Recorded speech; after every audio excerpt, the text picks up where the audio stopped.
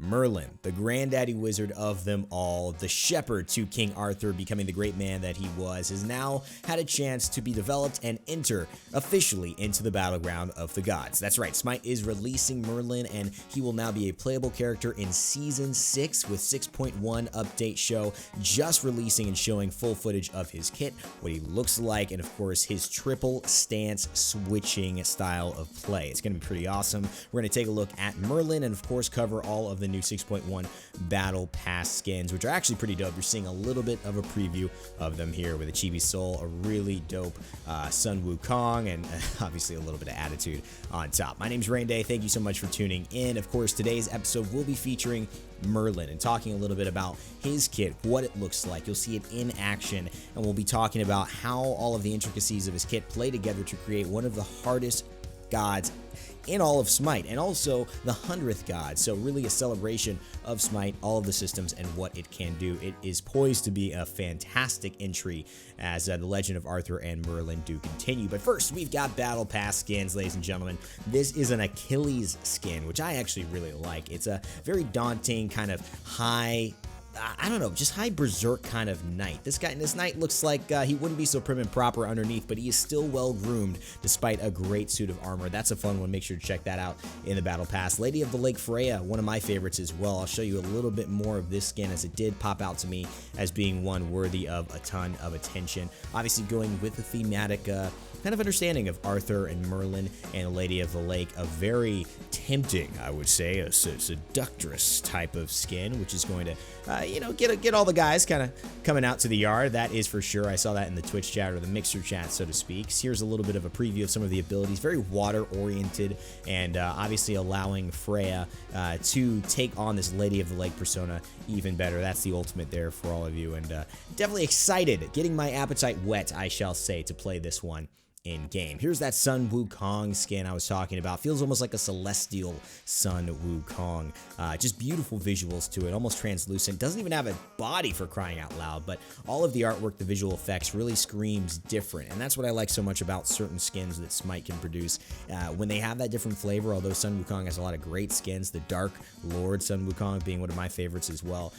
This, because it's so different, gives you a different feel, and I think is a worthwhile contribution to your Sun Wukong outfit selection. Just a little bit of the number 1 there. Here's just 2, that big slow, and of course here are the 72 transformations. That's the bull form, that's the cat form, and that is the hawk, the eagle form as well. The ultimate's pretty nice, nice little, cherry on top. Not that you want to be in your ultimate all the time as Sun Wukong, but great when you have to escape. And there's Anubis, probably my favorite skin of this entire patch.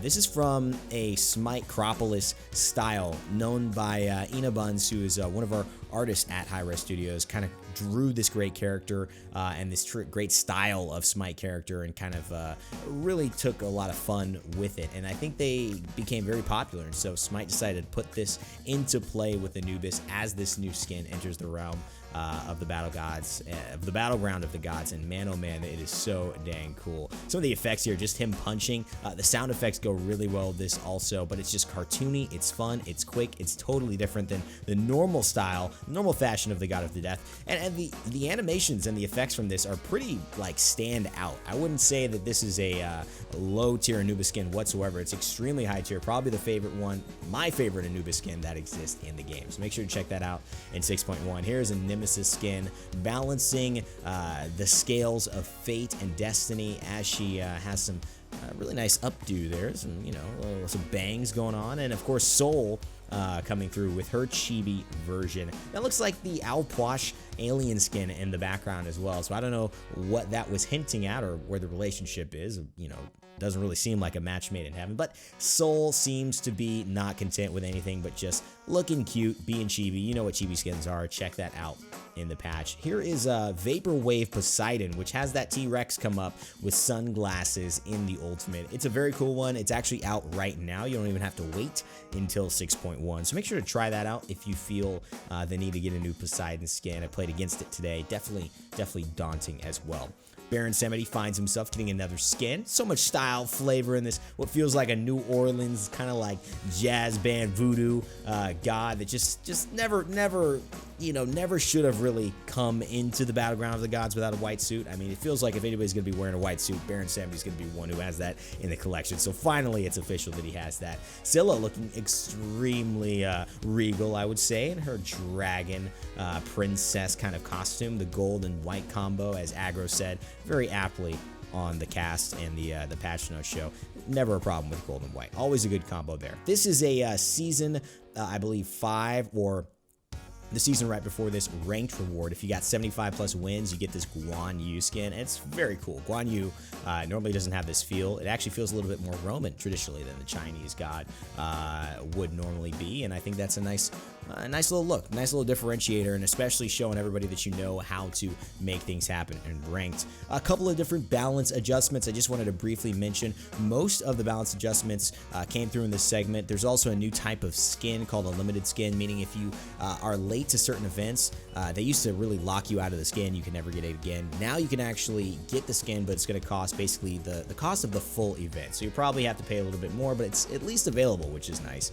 A lot of balance to the brute minions. They'll spawn a little bit later, and of course changes mostly to some of the health on some of the conquest items, and most importantly the fire giants, seeing a base health increase and an enhanced health increase as well, with some health per level gain, and I believe some protections gained as well. So this is going to make things a little bit different, maybe a little bit harder to take down that fire giant, a little bit more of a reward for the effort put in, or at least you're gonna have to put a little bit more effort in, excuse me, to get that same reward. And Ratatoskr can now sell his acorn. That's actually a big deal. He used to never be able to sell his acorn.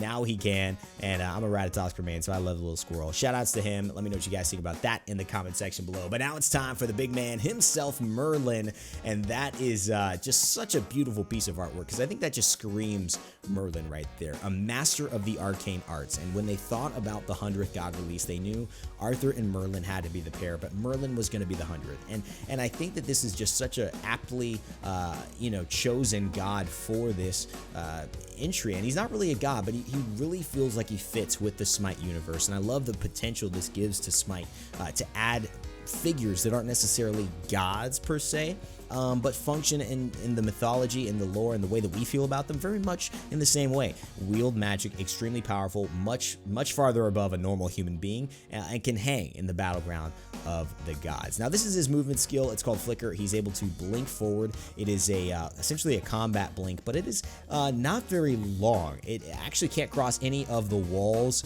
but it can cut corners, I guess, and it does allow Merlin some quick relocation, which can be very powerful.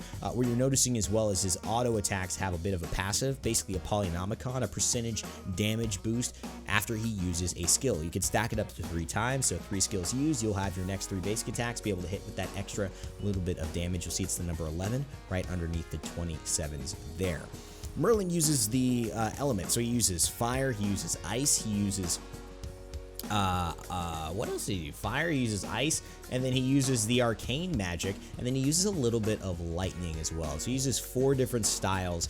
The lightning is incorporated into his basic attacks, but he's a stance switching god that has 3 distinct stances with 2 abilities in each stance, distinctly proving to either prove more utility oriented, more straight damage oriented, or a little bit of both in the case of Arcane. Arcane is the first stance to probably take a look at, but just to show you, the visuals change, the flicker visuals change, and of course as he actually levels up that ultimate, you'll see that there's this huge area that expands around him. That just means that anytime you are hit when he changes his ultimate from Frost Stance to Fire or Fire to Arcane, there will be a different effect based on the wave outward and inward that hits them.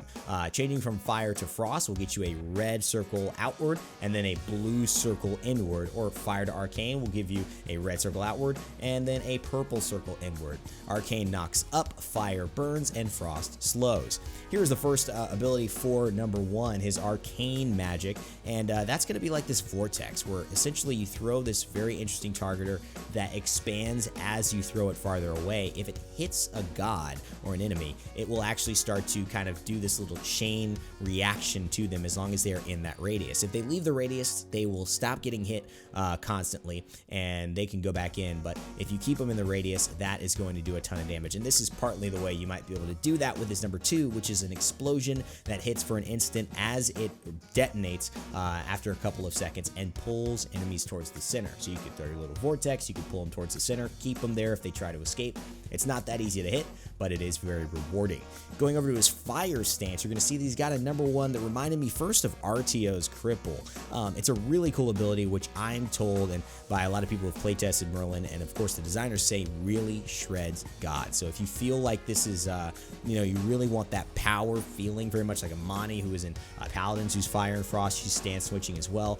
This fire is going to be your straight damage. That number 2 essentially sets up this area where you get hit by these 2 dragons, you're doing constant AoE damage, but if you're in the middle, you get protections shredded, which means you lose protections, so you make the players inside of it be that much more susceptible to your burst. Combining the 2 and the 1 is a ridiculous amount of damage, and if anybody is in there, well, see you later. They're probably going back to base. Pretty cool stuff though for Merlin. And now, of course, the more control-oriented side of things is Frost. As usual in most games, you can expect some slows, which you will get, and you can also expect an AoE burst. If you do hit this one long-range attack with his number 1, you actually get to burst in an AoE. It works on minions as well, but it doesn't travel through minions, so it's not the easiest wave clear. So keep that in mind if you're deciding how you want to wave clear. You may not be able to get the most bang for your buck, but you will be able to stay safer away. His number 2 in the Frost stance is a Blizzard, which slows initially and slows the longer you are in it. So the slower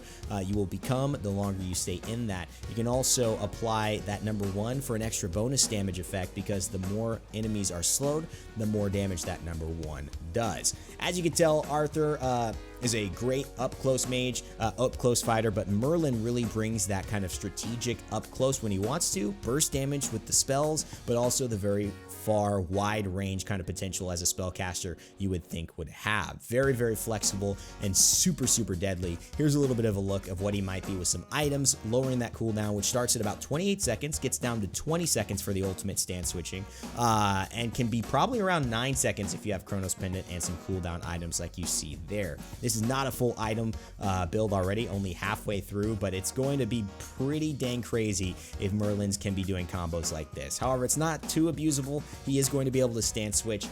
The big thing is right now, look, he's used his movement skill and he's got basically 8 seconds of not really being able to get away from you, so he will be susceptible in moments like that, but he's also going to be absolutely devastating if he can get in on you and do combos like this. My, Merlin is here. Let me know what you guys think about Merlin in the comments section below. Are you excited about him? Do you think he's OP from the start? People always call for people to get nerfed the second they're shown. I'm like, this is hilarious. What if the designers actually made the god, then nerfed him before even releasing him because they expected Mixer or Twitch chat to go crazy? I'm waiting for that day. Let me know what you guys think in the comment section below about Merlin. What are you expecting to see from him? How well do you think he will be implemented into the battleground of the gods? And of course, anything else in the comment section below. As always, my friends, thanks for watching. Remember to never give up, never stop gaming, and I'll see you all next time.